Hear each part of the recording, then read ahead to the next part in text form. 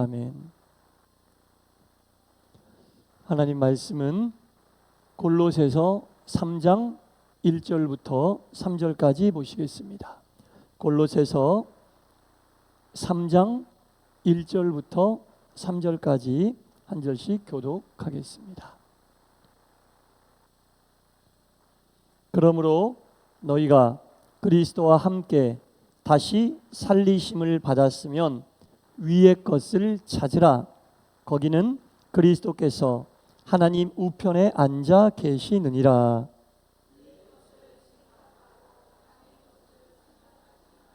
다 같이 이는 너희가 죽었고 너희 생명이 그리스도와 함께 하나님 안에 감추어졌음이라. 아멘.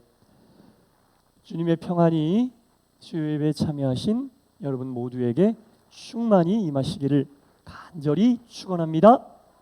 네, 더위에 여러분 시간이 힘드실 것 같습니다.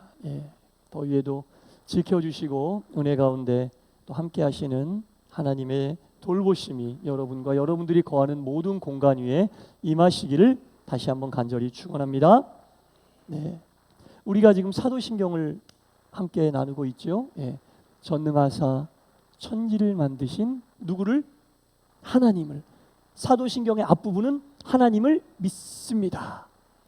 그 외아들, 외아들이라고 표현했지만 우리는 어떻게 이해해야 돼요? 독생자. 그렇죠? 딸 많은 집에 아들 하나도 외아들이에요. 근데 하나님에게는 딸이 있어요, 없어요? 없어요. 그래서 외아들이라고 표현을 했지만 우리는 독생자로 이해를 해야 됩니다. 하나님의 외아들 독생자 누구를 믿습니까? 예수 그리스도를 믿습니다. 아멘. 사도신경의 첫 부분은 하나님을 믿습니다. 그 다음은 예수님을 믿습니다. 그 외아들 우리 주 예수 그리스도를 믿사오니 이제 예수님에 대한 설명이 나옵니다. 이는 성령으로 잉태하사. 이 세상에 태어난 사람 중에 성령으로 잉태한 사람이 있어요? 없어요. 성령으로 잉태했다는 뜻이 하늘에 계신 성부 하나님이 성령으로 잉태하여 이 땅에 내려오시는 과정을 설명하는 거예요. 사람은 아무도 흉내낼 수 없는 그 과정, 하나님만이 하실 수 있는 과정을 통해 예수님께서, 성자 하나님인 예수님께서 이 땅에 내려오셨다. 성령으로 잉태했다는 얘기는 그런 뜻이에요. 하늘에 계신 하나님이 이 땅에 내려오시는 그 과정이 성령으로 잉태되어 내려왔다는 뜻입니다. 그러니까 성령이 잉태되었다는 뜻을 우리가 알아야 되잖아요. 그 방법이 아니고서는 하나님이 인간의 몸으로 이 땅에 내려오실, 사람하고 똑같이 내려오실 수는 없잖아요. 그러니까 성령으로 잉태하여 이 땅에 내려오셨어. 동정녀 마리아의 몸을 통해서, 동정녀 마리아의 몸을 통해 이 땅에 내려오시고, 그 다음에 뭡니까? 동정녀 마리아를 통해 이 땅에 내려오시고 본디오 빌라도에게, 그렇죠, 마리아를 통해 이 땅에 성령으로 잉태하여 내려오시고 본디오 빌라도를 통해 고난을 받으셨다는 얘기는 구원의 사역을 이루어 가신다. 구원의 사역을 이루어 가신다. 자, 두 가지 이름이 나옵니다. 마리아와 본디오 빌라도가 나오는데, 마리아는 이 세상에 있는 인간의 모든 이름 중에 가장 귀하게 여김받는 이름. 세상적인 지위로 보면 본디오 빌라도하고 마리아는 상대가 안 돼요.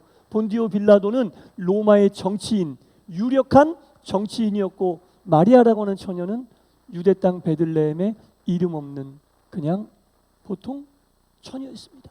세상적인 지위로는 상대가 안 되나, 한쪽은 예수 그리스도를 성령으로 잉태하여 낳는, 그래서 우리가 사도신경을 할 때마다 동정녀 마리아, 귀한 이름을 우리가 하고, 또 한쪽은 세상에서는 정치인으로서 권력이 있었으나 예수 그리스도의 죄 없음을 알고도 자신의 권력을 지키기 위해 예수님을 정죄했던 그 이름, 본디오 빌라도는 사도신경을 우리가 신앙 고백할 때마다 안 좋은 이름으로, 악한 이름으로 계속 반복이 되고 있잖아요. 본디오 빌라도에게 고난을 받아 십자가에 못 박혀 죽으시고, 그 다음이 이제 오늘부터 할 내용입니다. 십자가에 못 박혀 죽으시고 장사한 지 며칠 만에? 사흘 만에.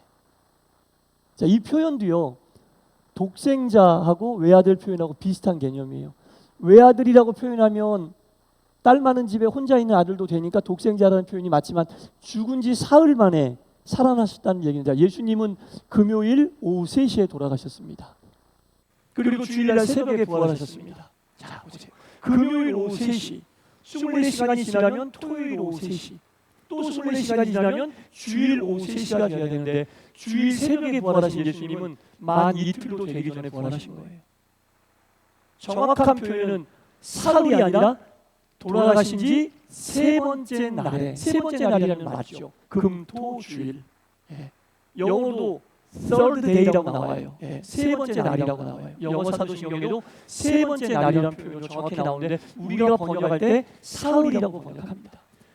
실제로 사흘이라면 72시간이잖아요. 24시간 곱하기 3에서 72시간 만에 부활하신 게 아니라 만 이틀도 안 되는 그 시간 안에 부활하셨는데 날로 치면, 요일로 치면 세 번째 날, 금요일, 토요일, 주일. 그래서 돌아가신 지 세 번째 날에 부활하시고, 이게 정확한 표현입니다. 한국어로 번역을 할 때 영어 번역은 third day라고 해서 첫째 날, 둘째 날, 셋째 날 이렇게 번역했는데 그것을 한국어로 번역할 때 사흘이라고 표현을 한 거예요. 근데 정확한 표현은 돌아가신 지 세 번째 날. 실제로 무덤에 계셨던 시간은 만 이틀도 안 되는 시간입니다. 금요일 오후 3시부터 주일날 새벽까지 계셨다는 거죠. 돌아가신 지 세 번째 날에 부활하시고 이렇게 표현하는 게 맞습니다. 자, 그리고 죽은 자 가운데서 다시 살아나셨다. 죽은 자는 뭐예요? 시신을 얘기하는 거예요. 죽은 자 가운데서 다시 살아. 여러분, 예수님은 확실하게 죽으셨어요. 이게 중요한 거예요. 예수님이 확실하게 안 죽었다면 그 이후에 설명을 못할 내용들이 많이 나와요. 예수님은 확실히 죽으셨습니다. 확실히 죽은 가운데 확실히 살아나신 거예요. 완전히 안 돌아가신 게 아니에요. 완전히 돌아가신 상태에서 사셨다. 완전히 안 돌아가셨다고 생명이 붙어 있었으면 부활이 아니잖아요. 완전하게 돌아가셔서 그 시신으로 장사도 지냈다라는 겁니다. 완전히 돌아가신 예수님이 확실하게 주일날 살아나셨다. 여러분, 그래서 믿는 사람들도요, 죽음을 두려워하지 않는 이유의 근거가 바로 여기 있는 거예요. 예수님이 재림하실 때 믿었다 죽은 모든 자들은 확실하게 죽은 거예요. 생명이 뭐 간단하게 연결되어 있고 그런 거 아니에요. 확실하게 죽었으나 예수님처럼 다시 살아나신다, 다시 부활한다, 이거예요. 그래서 믿는 사람들이 죽음을 두려워하지 않는 거예요. 예수님이 오시는 그날 요한계시록은 잠자던 영이 깨어난다는 표현인데 믿는 사람들은 잠자는 것과 마찬가지인 거예요. 세상에서는 확실히 죽었으나 예수님이 확실히 죽었다가 살아나셨던 것처럼 장사한 지 사흘 만에 죽은 자 가운데서 살짝 죽은 것 같았던 자가 아니라 완전히 죽은 자 가운데서 다시 살아나신 같이 우리의 육체도 때가 되면 완전히 죽습니다. 그러나 예수님이 다시 오실 때 예수님이 살아나셨던 것처럼 다시 살아나신다, 다시 살아난다. 여러분, 이걸 믿으시기 바랍니다. 이거예요. 예수님이 완전히 죽은 자 가운데 살아나신 겁니다. 그게 하나님의 능력인 거죠. 그리고 나서 어디로 올라가셨느냐? 하늘에 오사. 하늘에 오사. 예수님 처음에 어디서 내려오셨어요? 하늘에서. 무엇을 통해? 성령의 잉태함을 통해. 하늘에서 성령의 잉태함을 통해 내려오셨다가 십자가의 구원의 삶을 마쳤으니 다시 어디로 올라가셔야 돼요? 하늘로 올라가신다. 이 하늘이라고 하는 표현이 굉장히 중요해요. 우리를 구원하시러 구원주 하나님이 인간의 몸을 입고 이 땅에 예수님으로 내려오셨다가 구원 사역, 십자가 사역을 마치고 다시 하늘로 올라가셨다는 얘기는 모든 구원은 이 땅에는 없다, 하늘에 있다는 얘기입니다. 모든 구원은 하늘에만 있는 거예요, 여러분. 하늘에 계신 하나님이 우리를 구원하시기 위해 인간의 몸을 입고 이 땅에 내려오셨다가 구원 사역을 마치고 다시 하늘로 올라가셨다는 얘기는 이 땅에는 구원 없어요. 이 땅에 누구도 우리를 구원해 줄 사람이 없다는 얘기입니다. 그러니까 이 안에 자기가 구원주라고 얘기하는 사람은 이 말씀을 근거로 하면 다 거짓말, 완전 거짓말이다. 모든 구원은 하늘에밖에 없는 거예요. 구원의 능력은 하늘에 계신 하나님만이 하실 수 있는데 그 하나님이 인간의 몸을 입고 성자 하나님이 예수님으로 내려와서 구원 사역을 마치고 다시 하늘로 올라가셨다. 원래부터 구원이 있었던 그곳으로, 구원의 능력이 있는 하나님이 잠깐 인간의 몸을 입고 이 땅에 내려오셨다가 구원 사역을 하고 다시 원래 구원이 있는 하늘나라로 올라가셨다라는 얘기입니다. 이 땅에서 구원을 이룰 것이라고 얘기하는 사람은 다 이단이에요. 여러분.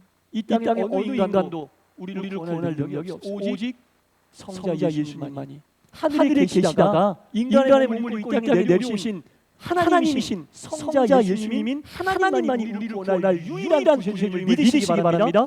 구원 사역을 마치고 다시 하늘로 올라가셨어요. 다시 하늘로 올라가신 거예요. 그러니까 이 땅에 어느 인간이 그 예수님처럼 다시 하늘로 올라갈 수 있고 다시 하늘에서 내려올 수 있겠습니까? 이 땅에 자기가 구원이라고 얘기한 사람은 다 이단인 거예요. 다 이단이에요, 여러분. 오직 우리 예수님만이 우리를 구원할 유일한 구주다라는 겁니다. 오늘 본문을 그런 차원에서 제가 다시 한번 들어보세요.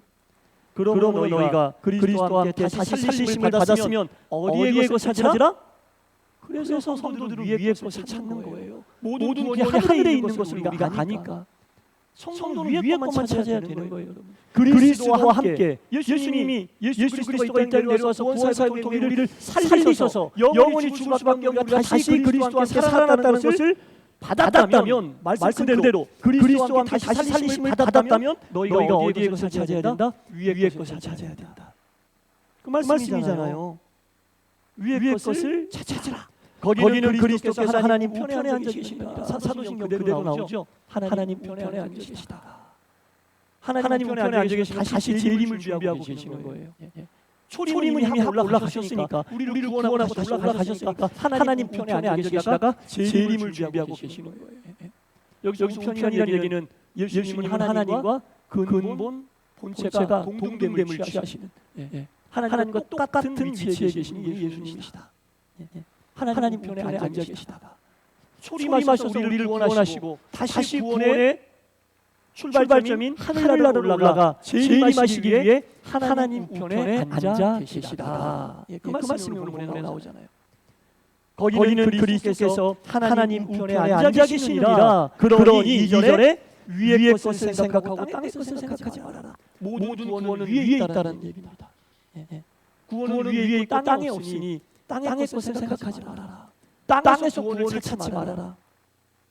땅에 받을 수도 있고 받지 않을 수도 있는 것이다. 그러나 우리가 꼭 받아야 될 복은 위의 복이다. 위의 복 그러니 무슨 복? 구원의 복이다.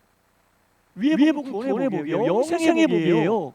이 땅의 복 받을 수도 있고 안 받을 수도 있고 한국 교회가 자꾸 이 땅의 복을 그리스도 예수를 믿는 모든 사람들이 받는 어떤 복의 원형으로 그런 식으로 이야기를 해서 그 복을 받는 사람만이 예수 잘 믿는 것이고 그렇지 않으면 다르게 생각하는 건 아닙니다. 그리스도 예수를 믿으며 받아야 될 복은 위의 복, 구원의 복, 영생의 복임을 믿으시기 바랍니다. 그래서 우리 위의 것을 보는 거예요. 위의 것을 사는 겁니다. 필요에 따라 생명의 복, 장수의 복도 주실 수 있고 필요에 따라 물질의 복도 주실 수 있고 필요에 따라 권세의 복도 주실 수 있고 또 필요에 따라 안 주실 수도 있는 겁니다. 그것들은 도구,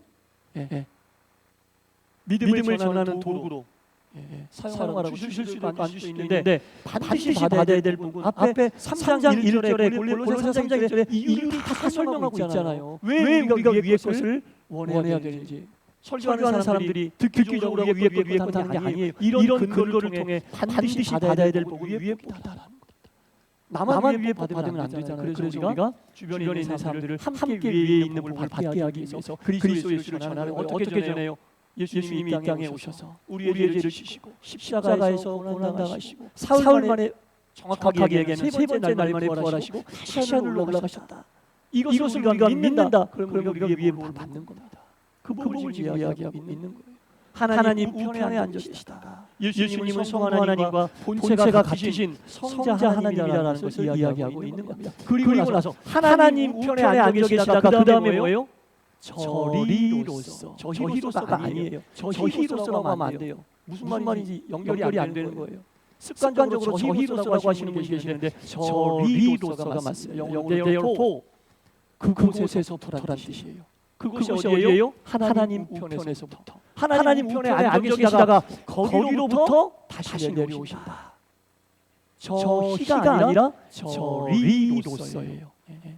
저리로서 다시 내려오신다. 왜 내려오시는 그 다음에 나오죠. 저리로서 뭐 하려고 내려오세요? 산자와 죽은 자를 뭐 하려고? 심판하려고.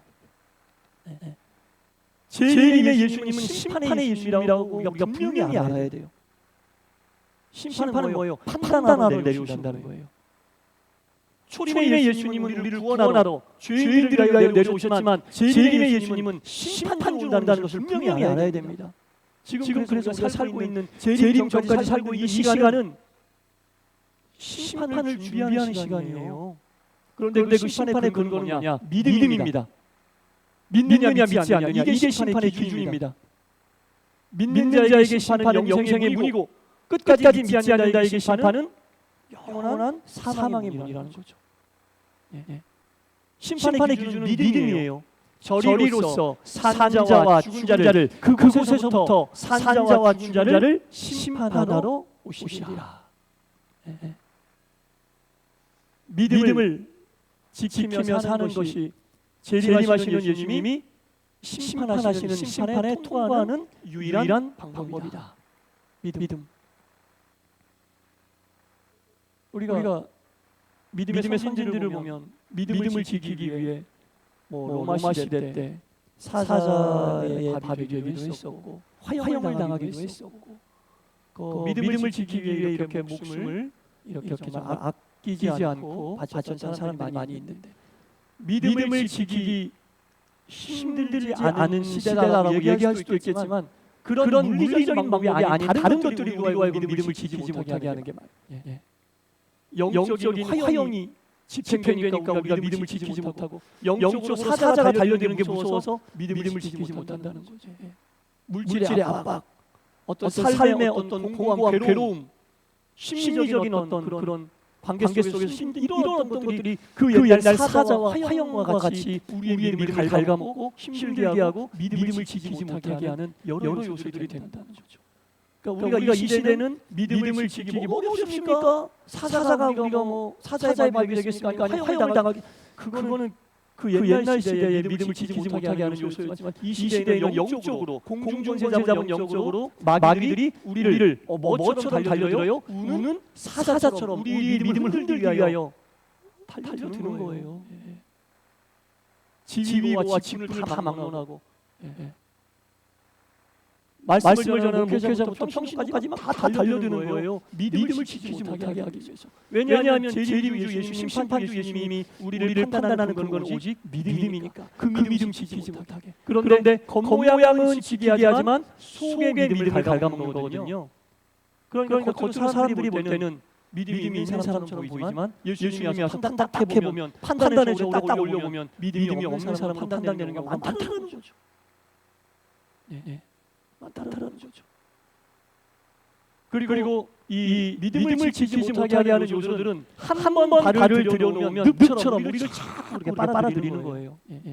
늪처럼 믿음에서 점점 멀어지게 하는데 겉모양은 변함이 없어.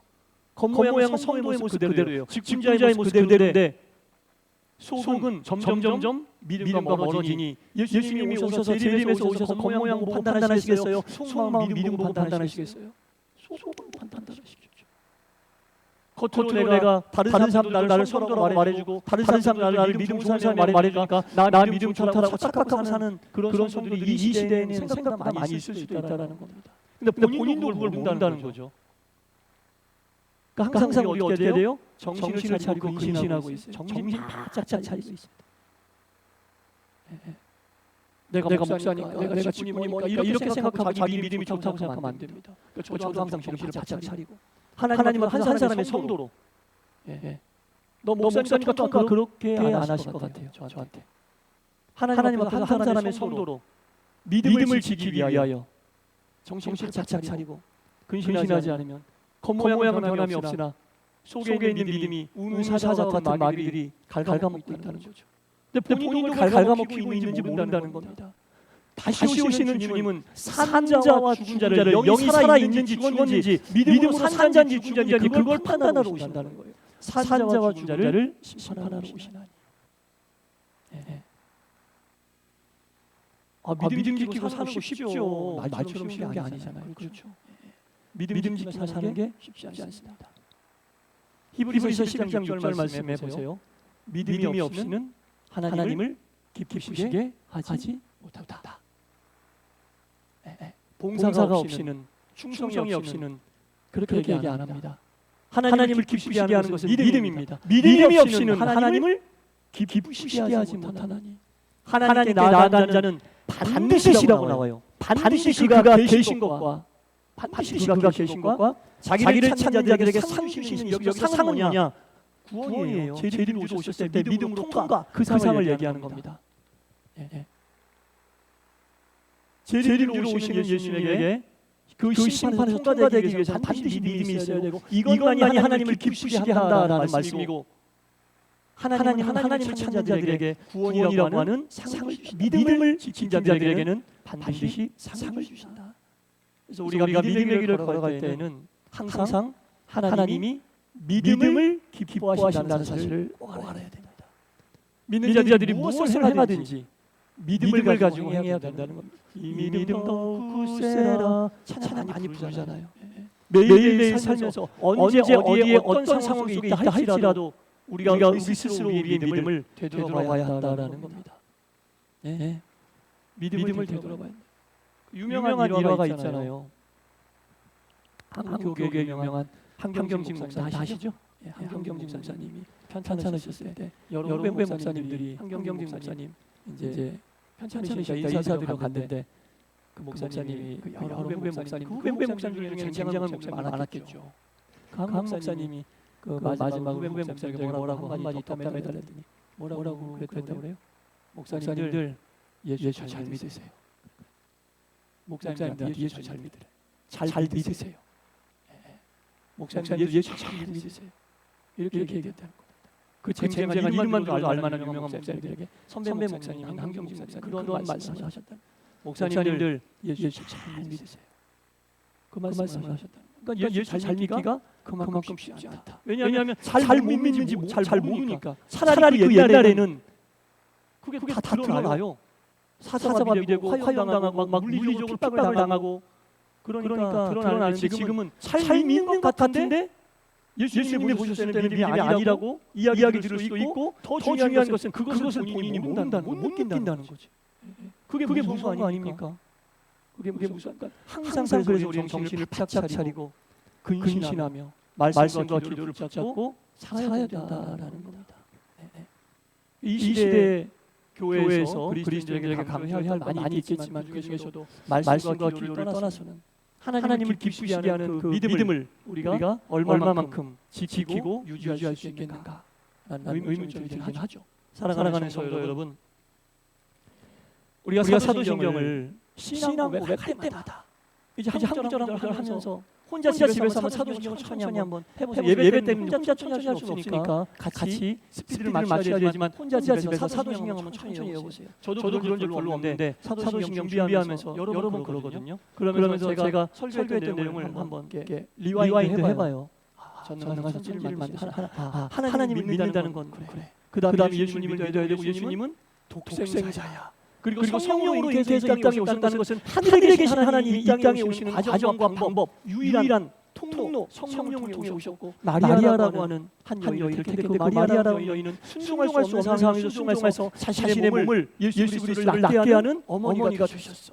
그러나 정치적으로 힘이 있었던 본디오 빌라도는 자기의 권력을 위해 죄 없는 예수님을 사형을 선고하고 그러면서 오늘도 장사한 지 사흘이 아니라 정확하게는 세 번째 날이구나. 세 번째 날 만에 부활하셨고 완전히 돌아가신 상태에서 부활하셨다.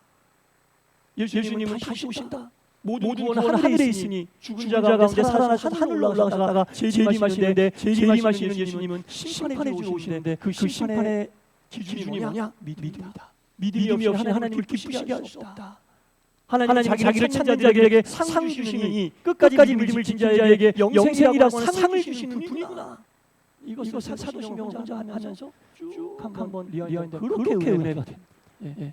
기독교의 기본 진리와 교리도 다 포함되어 있지만 그것을 우리가 영으로 생각할 때 믿음 지키기 힘든 세상에 신앙 고백이라고 말을 통해 사도신경을 하게 한 이유가 있었구나. 믿음을 지키며 살기 힘든 이 시기에 믿음을 지키게 하기 위해 우리 입으로 고백하게 하는구나. 그래서 고백하는 거예요. 우리 믿음 굳세게 하기 위해서 고백하는 거예요. 사도신경을 통해 우리가 신앙 고백할 때마다 이 고백 안에 들어있는 모든 말씀이 여러분들 가운데 온전히 지켜져서 하나님을 찾는 여러분들에게 하나님이 주시는 상이 충만히 임하게 되기를 간절히 축원합니다. 기도하겠습니다. 하나님, 독생자 예수 그리스도께서 이 땅에 오시고 우리를 구원해 주시고 구원사역을 마무리하시고 하늘에 오르시며 재림을 준비하고 계십니다.